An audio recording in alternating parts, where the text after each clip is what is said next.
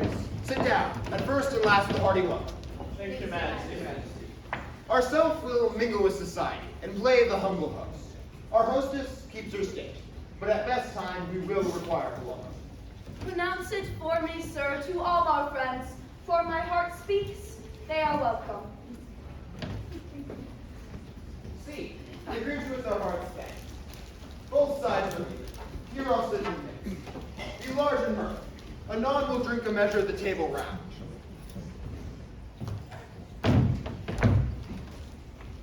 There's blood on thy face. Tis Banquo's then. 'Tis better thee without than he within. Is he dispatched? My lord, his throat is cut. That I did for him. Thou art the best of the cutthroats. Yet, he's good that did the like for flails. If thou didst it, thou art the non-periel. Most royal sir, Leon's escape. Then comes my fit again. I had else been perfect, whole as the marble, solid as the rock, but now I am cabined, cribbed, confined, bound in to saucy doubts and fears. For Banquo's sake. I, my good lord, safe in the ditch he bides, with plenty trench gashed in his head, the least a death to nature. Thanks for that. There the grown serpent lies. The worm that's fled hath nature that in time will venom breed. No teeth for the present. Get you gone. Tomorrow we'll hear ourselves again. My royal lord, you do not give the cheer. Sweet remembrance, sir. Now, good digestion wait on appetite, and health on both. May it please your highness sit. Here have we now our country's honor root, with the graced person of our Banquo present, whom I might rather challenge for unkindness than pity for mischance.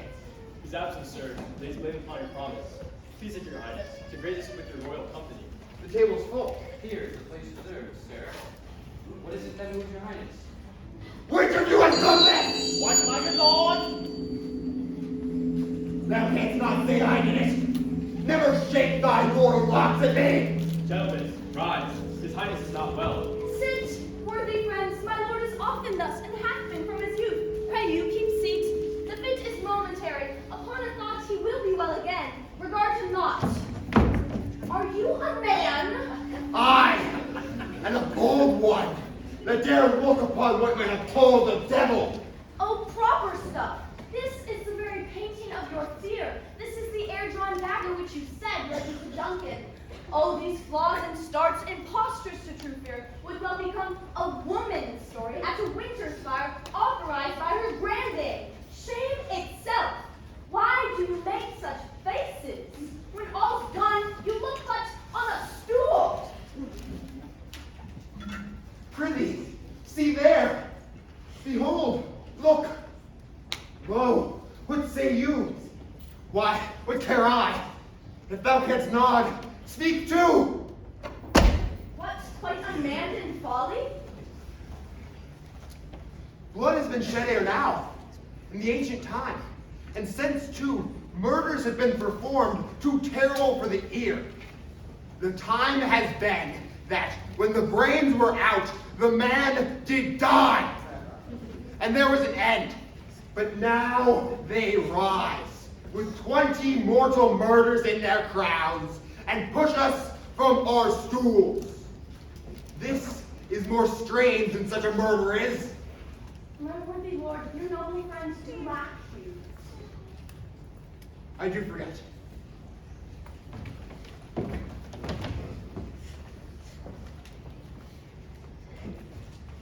Do not muse at me, my most worthy friends. I have a strange infirmity, which is nothing to those who know me. Come, love and health to all, then I'll sit down. Give me some wine, fill full. I drink to the general joy of the whole table, and to our dear friend Banquo, whom we miss. Would that he were here. To him and all we thirst, and all to all. Our duties and the pledge. Hear, hear. And quit my sight. let the earth hide thee. Thy bones are marrowless, thy blood is cold. Thou hast no speculation in those eyes which thou dost glare with. Think of this, good peers, but as a thing of custom. 'Tis no other, only it spoils the pleasure of the time. What man dare, I dare. Come thou like the rugged Russian bear, the armed rhinoceros, the Hyrcan tiger. Take any form but that, and my firm nerves will ne'er tremble. Hence, horrible shadow, and unreal mockery, hence! Why, so being gone, I am a man again. I pray you, sit still. You have displaced the mirth. Broke with most admired disorder.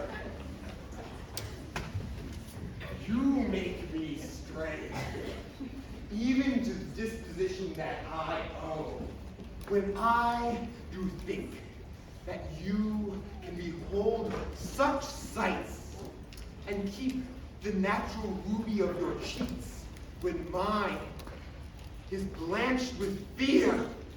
What sights, my lord? I pray you speak not. He grows worse and worse. Question enrages him. At once stand not upon the order of your going, but go at once.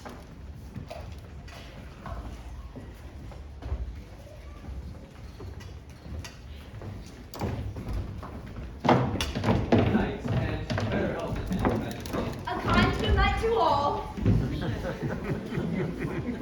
It will have blood. They say blood will have blood.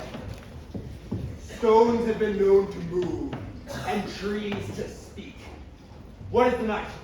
Almost at odds with the morning. Which is which? How sayest thou that Macbeth denies his person at our great summons? Did you send him, sir? I will tomorrow. And betimes I go to the weird sisters.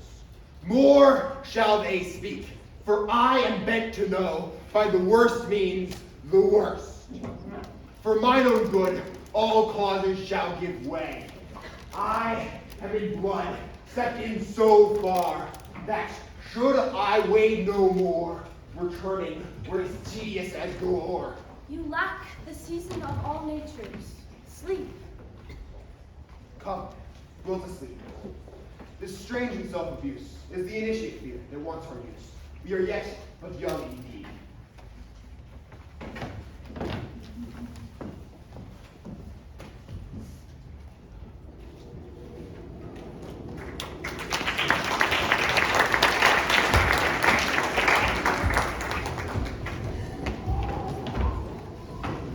Why, come now, you look angry. Have I not reason, Belgians as you are, saucy and overbold?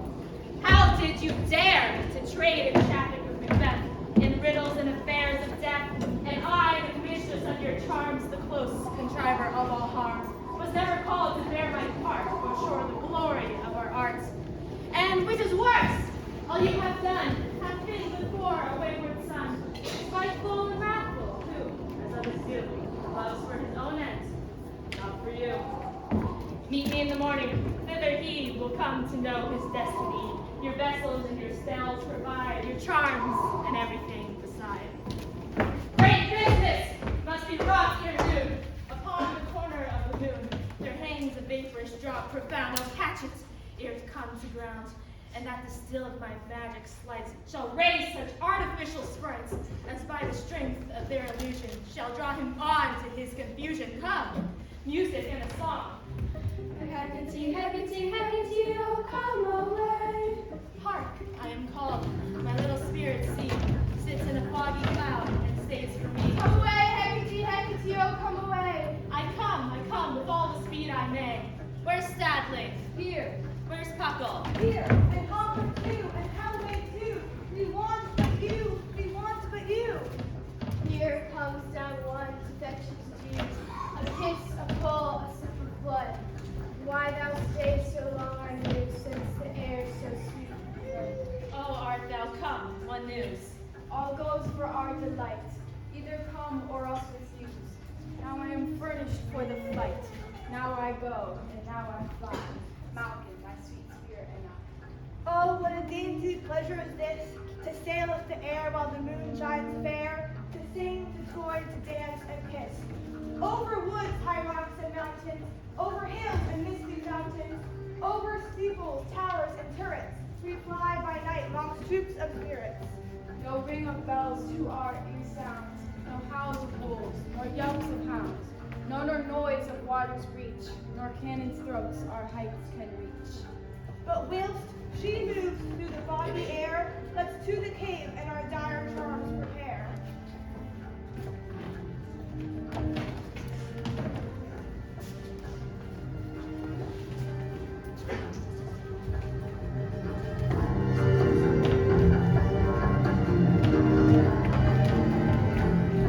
Come, let's make haste. We'll soon be back again.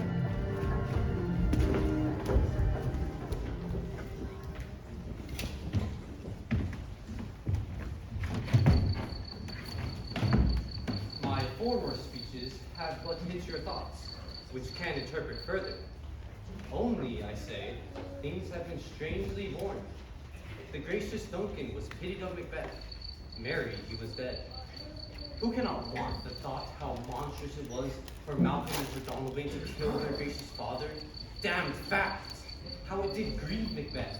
Did he not straight in pious rage the two delinquents tear, that were the slaves of drink and thralls of sleep? Was not that nobly done? Aye, and wisely too, for 'twould have angered any heart alive to hear the men deny it. So that, I say, he has borne all things well. And the right valiant Banquo walked too late, whom you may say, if it please you, Fleance killed, for Fleance fled. Men must not walk too late. But peace. For from broad words, and because he failed his presence at the tyrant's feast, I hear Macduff lives in disgrace. Sir, can you tell where he bestows himself? The son of Duncan, from whom the tyrant holds the due of birth, lives in the English court. Thither Macduff has gone to pray the Holy King. Upon his aid, will wake Northumberland and warlike Seaman. Back on the open peace, with him above to ratify the word. We may again give to our tables meat, sleep to our nights, free from our feasts and banquets, bloody knives, do faithful homage, and receive free honor. All which we must time for now. And this report hath so exasperated the king that he prepares for some attempt of war. Sent he to Macduff. He did. Some holy angel fly to the court of England and unfold his message ere he come, that a swift blessing may soon return to this, our suffering country, under a hand accursed. I'll send my prayers with him.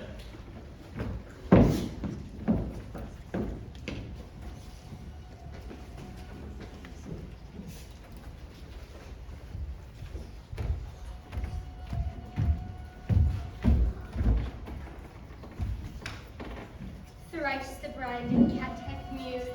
Thrice and once the hedge pig whines. Courtier cries, "'Tis time, 'tis time." Round about the cauldron go, in the poison entrails row. Toad that under cold stove days and nights has 31, sweltered venom sleeping hot, boiled out first in the charmed pot.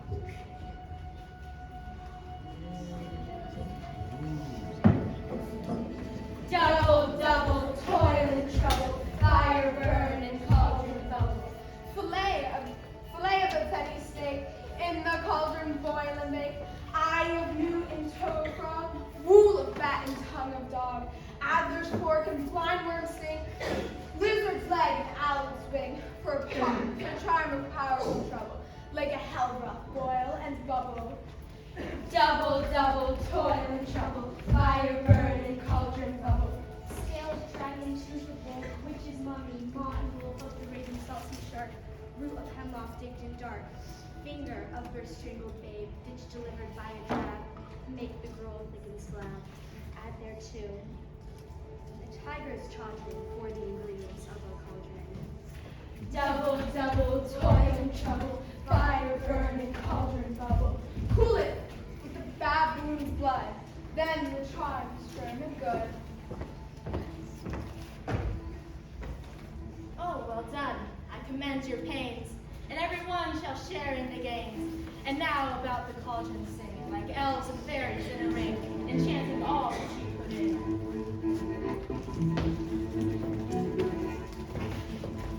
By the pricking of my thumb, something wicked this way comes. Open locks, whoever knocks. How now, you secret black and midnight hags? What did you do? A deed without a name. I conjure you by that which you profess. However you come to know it, answer me. Though you untie the winds and let them blow against the churches. Though yes, ye waves can found and swallow navigation up. Though bladed corn be lodged and trees blown down. Though castles topple on their warders' heads. Answer me to what I ask of you. Speak. Demand. Oh, answer. Say if thou'st rather hear it from our mouths or from our master. Call him. Let me see him.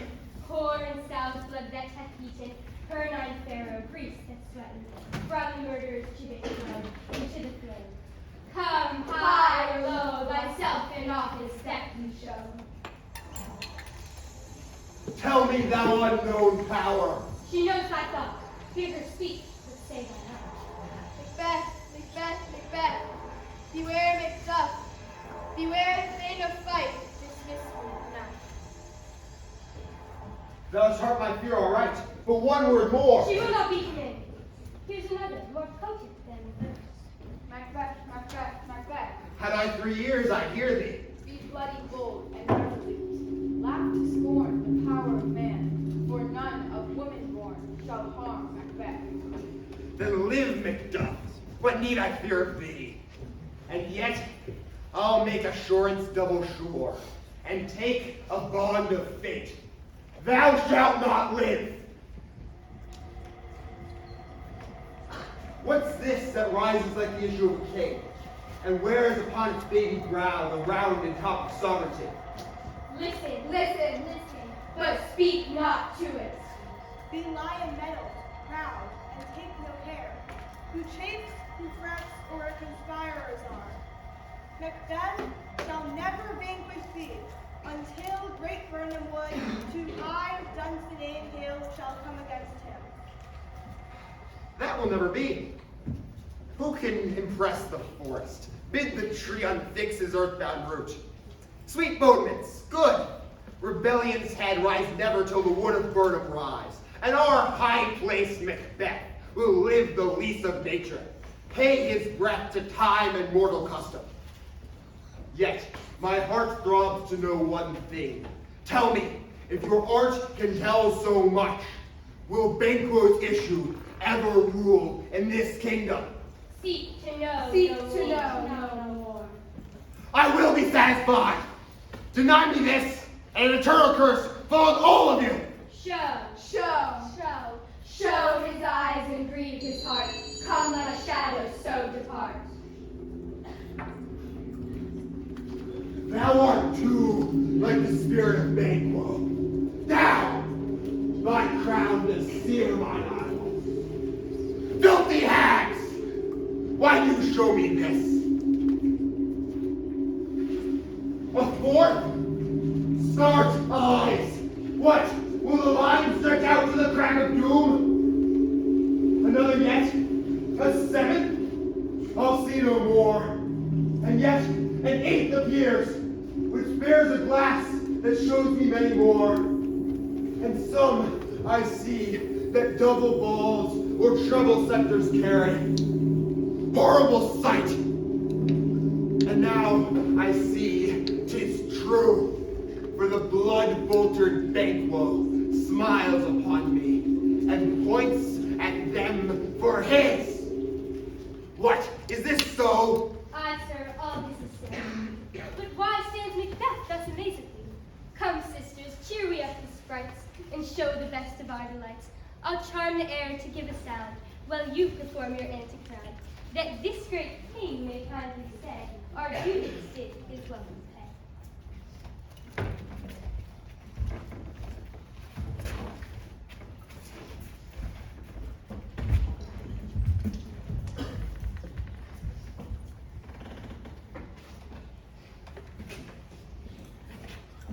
Where are they? Gone? Let this pernicious hours that I had cursed it in the calendar. Come in, without there.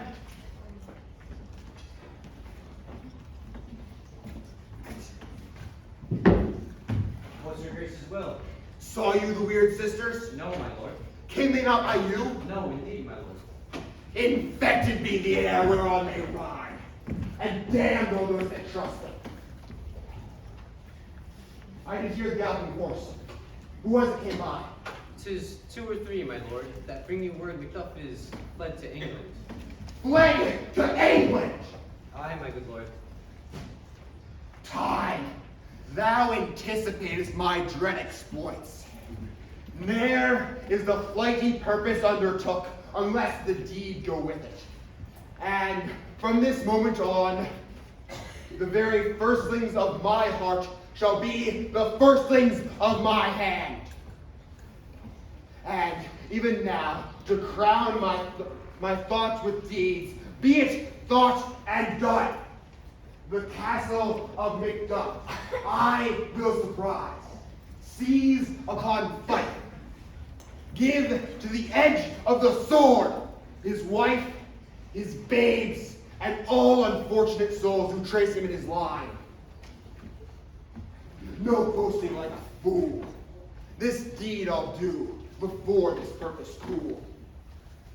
But no more sights. Where are these gentlemen? Come, bring me where they are.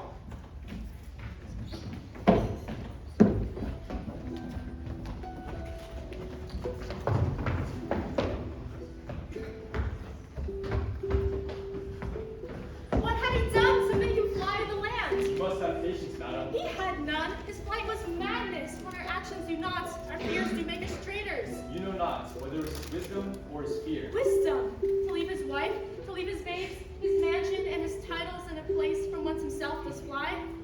He loves us not. He wants the natural touch. For the poor wren, the most diminutive of birds, will fight her young ones in the nest against the owl. All is the fear, and nothing is the love. As little is the wisdom, where the flight so runs against all reason. My dearest cuz, I pray you, school yourself. Before your husband, he is noble, wise, judicious, and best knows the fits of the season. I take my leave of you. Shall not be long, but I'll be here again. Things at worst will cease, or else come upward to what they were before. My pretty cousin, blessing upon you.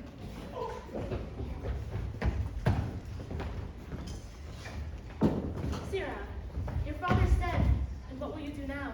How will you live? As birds do, mother. What, with worms and flies? What I get, I mean, and so do they. Poor bird, thou'st never fear the net nor lime, the pitfall nor the gin. Why should I, mother? Poor birds, they are not sent for. My father's not dead for all your saying. Yes, he is dead. How wilt thou do for a father? Nay, how will you do for a husband? Why, I can buy me 20 at any market. And if I am dead, Now speakest with all thy wits, and yet to faith, which wits enough for thee. is my father a traitor, mother? Aye, that he was. What is a traitor?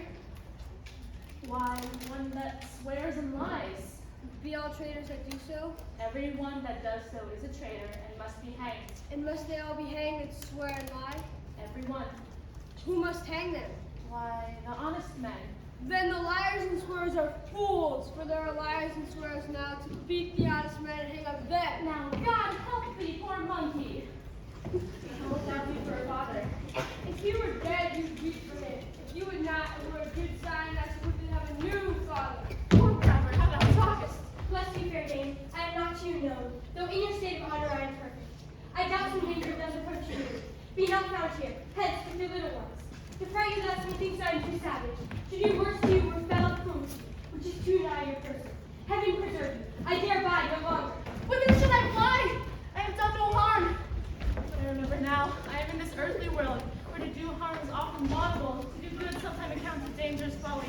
Why then, alas, shall I put up that womanly defense to say I've done no harm? What are these faces?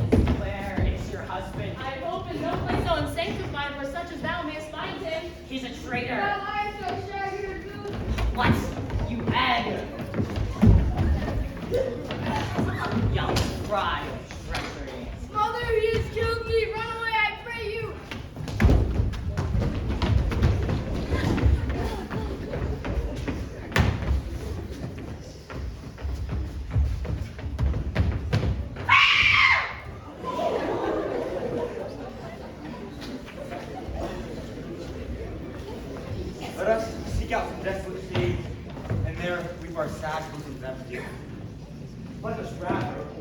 cast the orphan sword. And like good men bestride our downfall and birth them.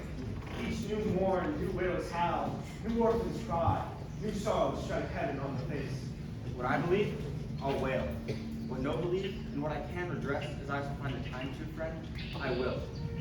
This tyrant, whose sole name blisters our tongues, was once thought honest. You have loved him well. He hath not touched you yet. I'm not treacherous. But Macbeth is. A good and virtuous nature never toiled in an imperial charge, but I shall crave your pardon. Angels were bright still, though the brightest fell. I have lost my hopes. Why in that rawness left you wife and child, those precious motives, those strong knots of love, without leave taking? I pray you, let not my jealousies fear dishonors, but mine own safeties. You may be rightly just, whatever I shall think. Bleed, bleed, poor country, great tyranny, wear thou thy wrongs. Fare thee well, Lord. I would not be the villain that thou thinkest, for the whole space in the tyrant's grasp, and the rich east to boot. Be not offended. I think our country sinks beneath the yoke. It weeps, it bleeds, and each new day a gash is added to her wounds. But for all this, when I shall tread upon the tyrant's head, or wear it on my sword, yet my poor country shall have more vices than it had before, by him that shall succeed. What should he? It is myself, I mean, and whom I know all the particulars of vice so grafted, that when they shall be opened, black Macbeth will seem as pure as snow. Not in the legions of horrid hell can come a devil more damned in evils to top Macbeth. I grant him bloody, luxurious, avaricious, false, deceitful, sudden, malicious smacking of every sin that has a name. But there's no body, none, in my voluptuousness. Your wives, your daughters, your matrons, and your maids could not fill up the cistern of my lust. Better Macbeth than such a one to reign. Boundless intemperance in nature as a tyranny has been the downfall of many kings. But fear not yet to take upon you what is yours. There cannot be that vulture in you to devour so many. With this there grows, in my most ill-composed affection, a staunch avarice that, were I king, I should cut off the nobles for their lands, desire his jewels in this other's house, destroying them for wealth. This avarice is deeper, grows with more pernicious roots than summer seeming lust. All these are portable, with other graces weighed. But I have none. The king becoming graces as justice, verity, temperance, stableness, bounty, perseverance, mercy, lowliness, devotion, patience, courage, fortitude. I have no relish of them, but abound in the division of each several crime. Oh, Scotland, Scotland! If such a one be fit to govern, speak. I am as I have spoken. Fit to govern? No, not fit to live.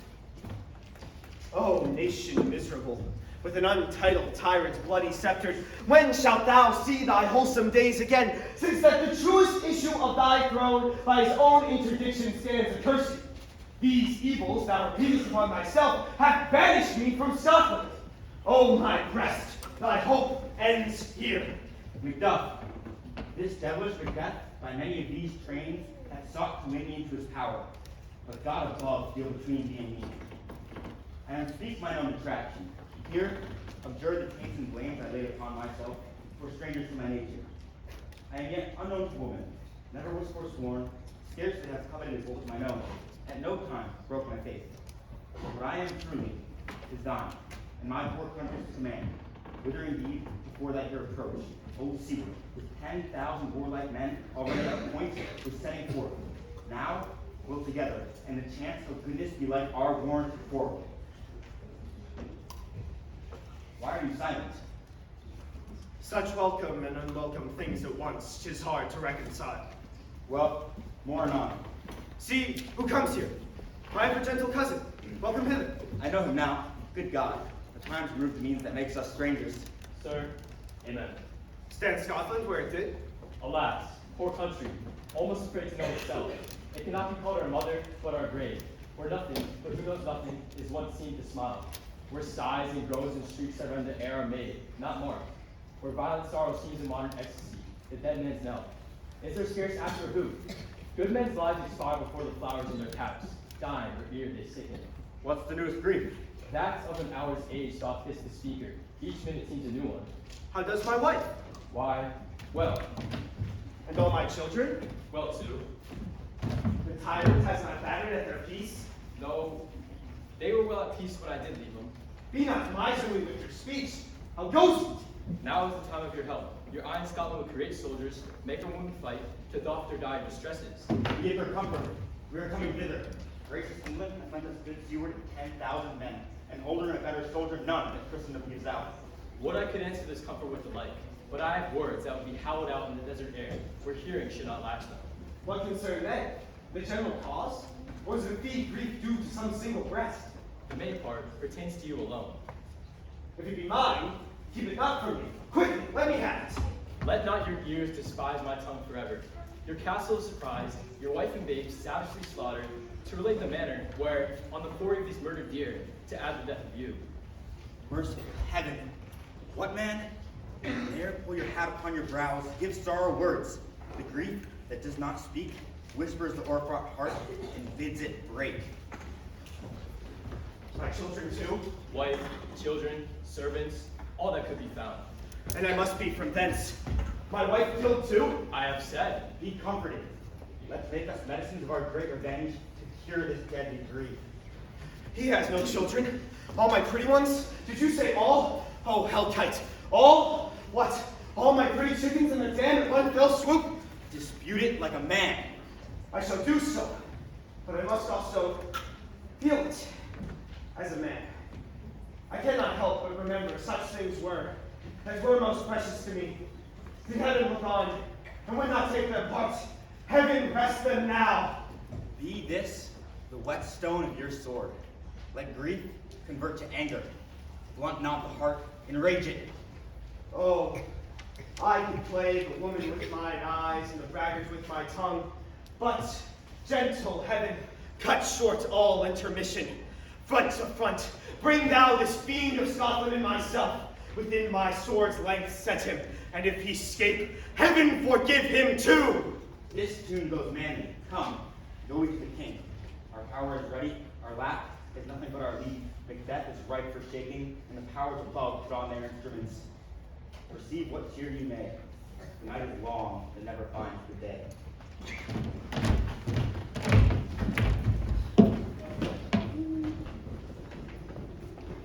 I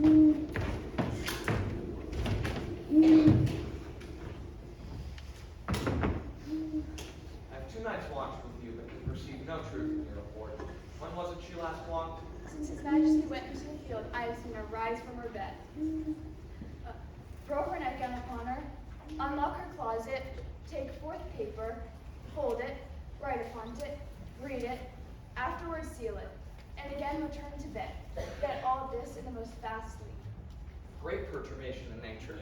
To receive at once the benefits of sleep and do the effects of watching. In this slumbering agitation, besides her walking and other actual performances, what at any time have you heard her say? That, sir, which I will not report after her. You may to me. It is most meet you should. Neither to you nor anyone, having no witness to confirm my speech. Lo, you, here she comes. This is her very guise, and upon my life fast asleep. Observer, stand close. How came she by that light? Why, it stood by her. She has light by her duty. 'Tis her command. You see, her eyes are open. Aye, but their senses shut.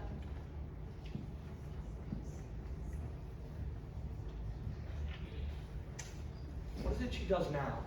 Look how she rubs her hands. It is an accustomed action with her, to be seen thus washing her hands. I have known her continue in this a quarter of an hour. Yet, here's a spot. Hark, she speaks.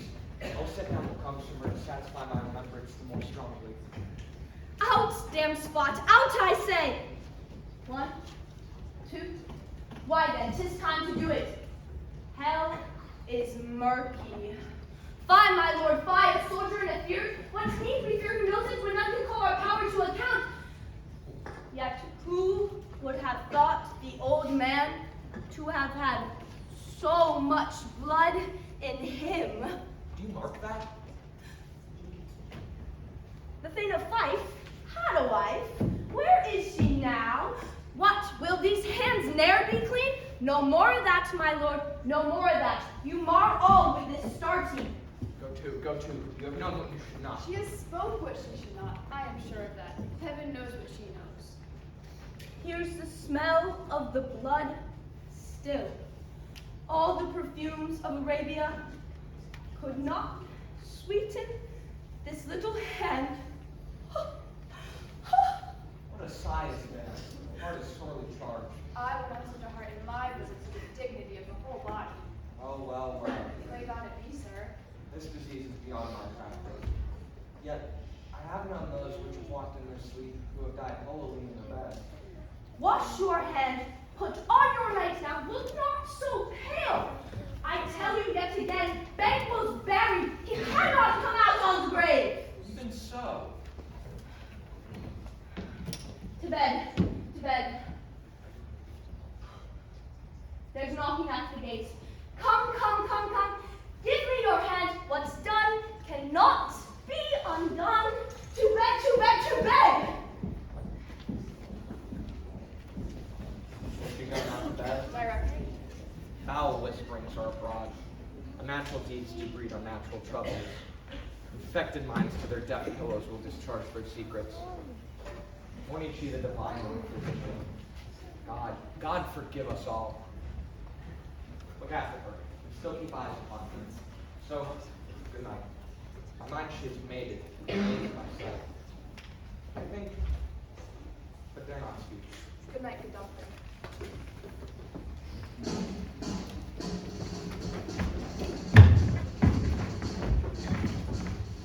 The English power draws near, led on by Malcolm, his uncle Seward, and the good Macduff. Revenge is bred in them. To their dear causes would to the bleeding and grim alarm excite the mortified man.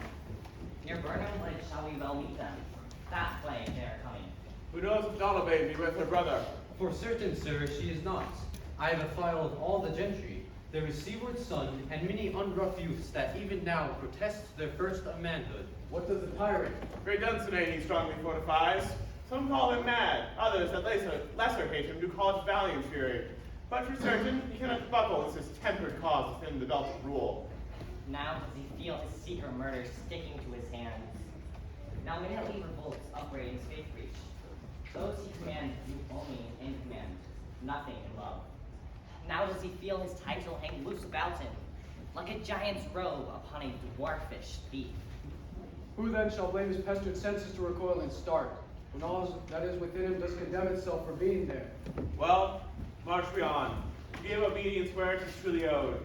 Need we the medicine of the sickly weal, and with him pour we in our country's purge each drop of us. Or so much as it needs to do the sovereign flower and drown the weeds. Make we our march towards Burnham.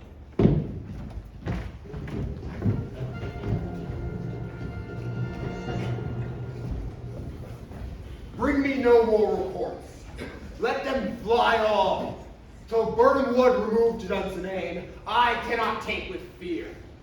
What's the boy, Malcolm? Was he not born of woman? The spirits that know all mortal consequences have pronounced me thus. Fear not, Macbeth.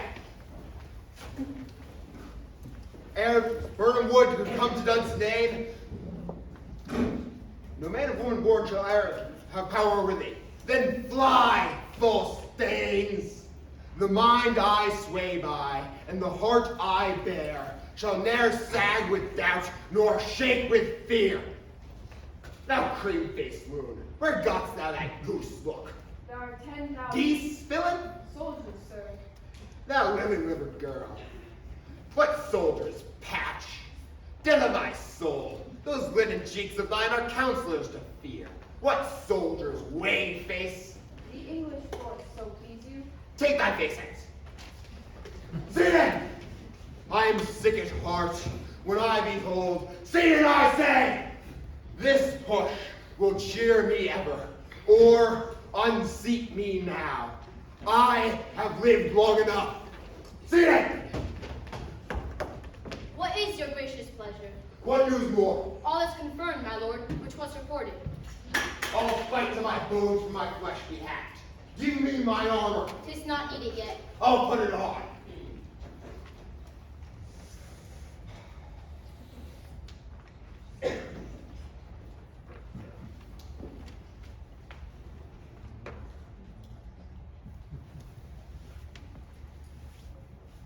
How does thy patient, doctor? Not so sick, my lord, as she is troubled with thick-coming fancies which keep her from her rest. Cure her. Canst thou not minister to a mind diseased? Pluck from the memory the rooted sorrow, raise out the ridden troubles of the brain, and with some sweet, oblivious antidote, cleanse the stuffed bosom of that perilous stuff which weighs upon the heart. Therein the patient must minister to himself. Throw physic to the dogs, all none of it. Come, put mine armor on. Give me my staff. Sit down. Come, sir, dispatch. If thou couldst, doctor, cast the water of my land, find her disease, and purge it to a sound and pristine health, I should applaud thee to the very echo which should applaud again. Hold off, I say.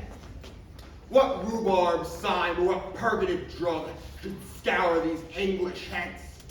Hearest thou of them? Aye, my lord. Your royal preparation makes us hear something. Bring it after me. I will not be afraid of death or bane till Burnham Forest come to Dunsinane. Were I from Dunsinane away and clear, profit again should hardly draw me here.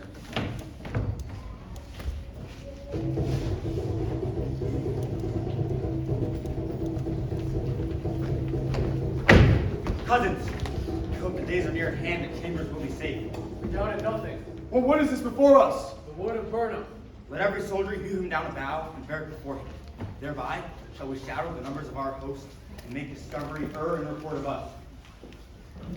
We learn no other, but the confident tyrant keeps still in Dunsinane, and will endure our setting down before it. 'Tis his main hope, for where there is advantage to be given, both more and less have given him the revolt, and none serve with him but constrain things, whose hearts are absent too. Let our just censures attend the true event, and put we on industrious soldiership. The time approaches, that will through decision make us know what we shall say we have and what we owe. Thoughts, speculative, and unsure hopes relate, but certain issue strokes must arbitrate. Towards which advance the war! Yeah! Hang out our banners on the outer walls. The cry is still there. Our battle strength will laugh a siege to scorn. Here let them lie, till famine and the ague sweep them up. Were they not forced with those that should be ours, we might have met them careful, beard to beard, and forced them backwards home. What is that, Norris? It is the cry of woman, my good lord. I have almost forgotten tasted fears. The time has been, my senses should have cooled to hear a night shriek. I have supped full with horrors. Direness, familiar to my slaughterous thoughts, cannot once start me. Wherefore was that cry? The queen, my lord, is dead.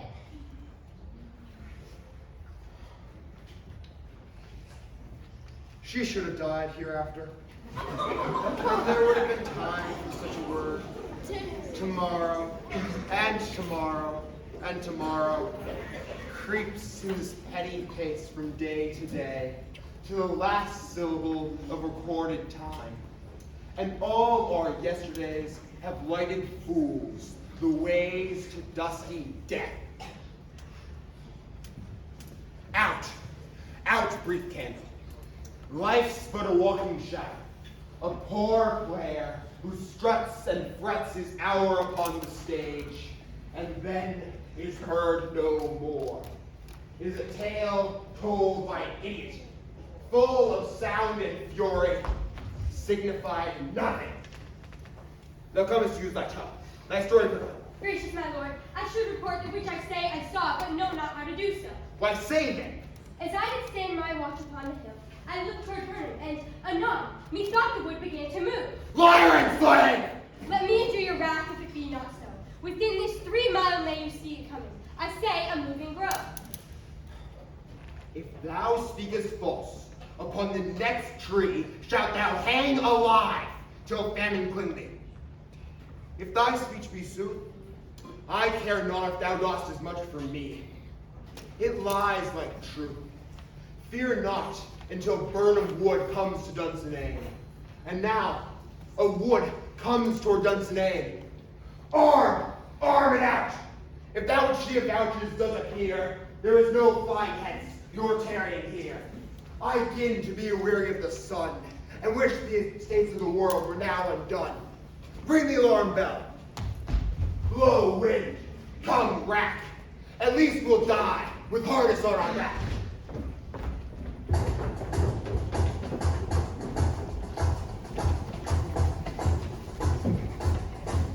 Now, near enough. Your lazy screams throw down and show like those you are. You, worthy uncle, shall, with my cousin, your right noble son, lead our first battle. Were to make up, and we shall take upon us what else remains to do, according to our order. Very well. But do we but find the time's power tonight? Let us be if we cannot fight. Make our trumpets speak. Give them all breath. Those clamorous harbingers of blood and death.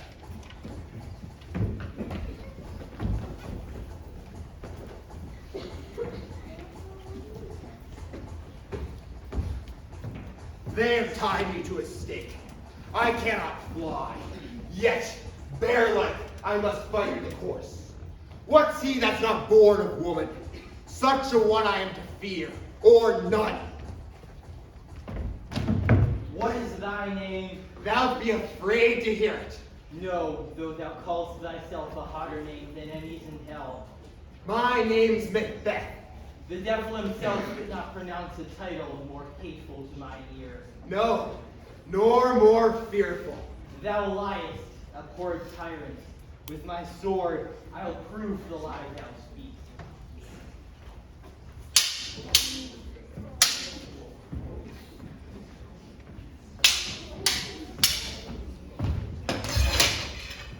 Ah! Thou wast born of woman. But swords I smile at. Weapons laugh to scorn. Brandished by one that's of woman born. That way the noise is. Tyrant, show thy face. If thou be a slain, and with no stroke of mine, my wife and children's ghosts will haunt me still. Let me find him fortune, and more I beg not.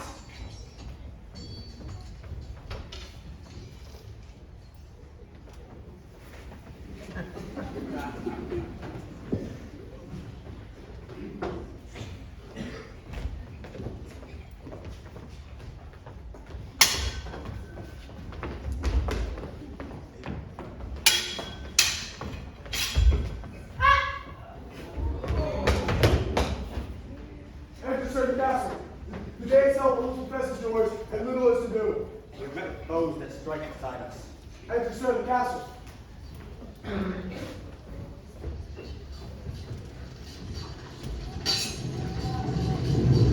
Why should I play the Roman fool and die on mine own sword? Well, I see lives, the gashes do better upon them. Turn, hellhound, turn! Of all men I'll survive fortitude. But get thee back. My soul is too much charged with blood of thine already. I have no words. My voice is in my sword. Thou bloodier villain than terms can give thee out.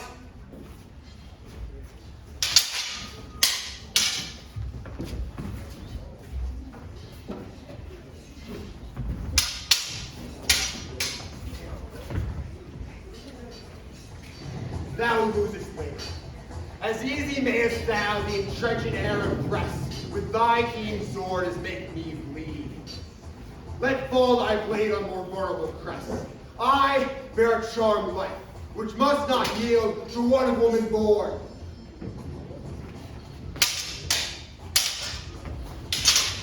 Spare thy song!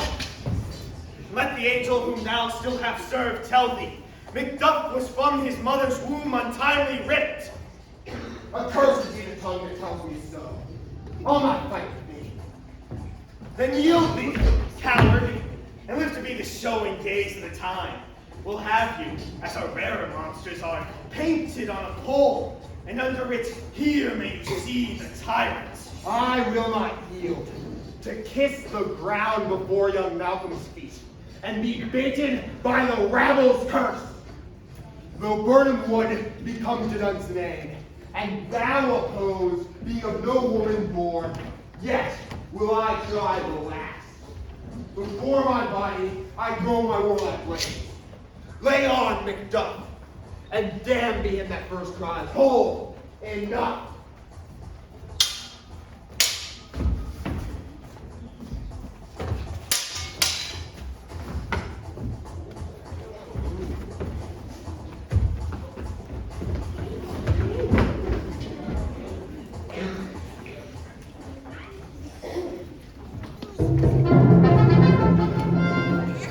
With the friends we miss, we're safe arrived.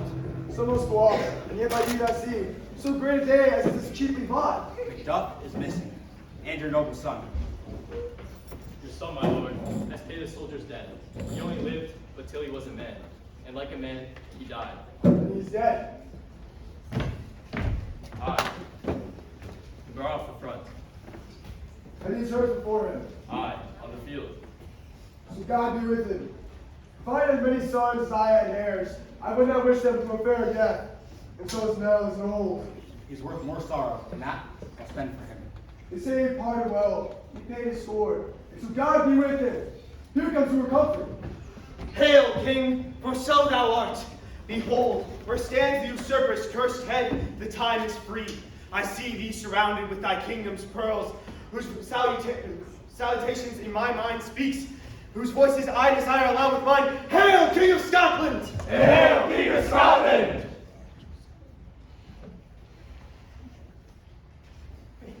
We shall not spend a large expense of time before we reckon with your several loves, and make us even with you.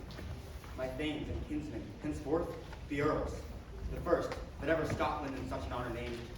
What's more to do, which would be planted newly with the times, as calling home our exiled friends abroad, that fled the snares of watchful tyranny. This, and when needful else called upon us, by the grace of grace, we will perform in measure, time, and place. So thanks to all at once and to each one, whom we invite to see us crowned at Scotland.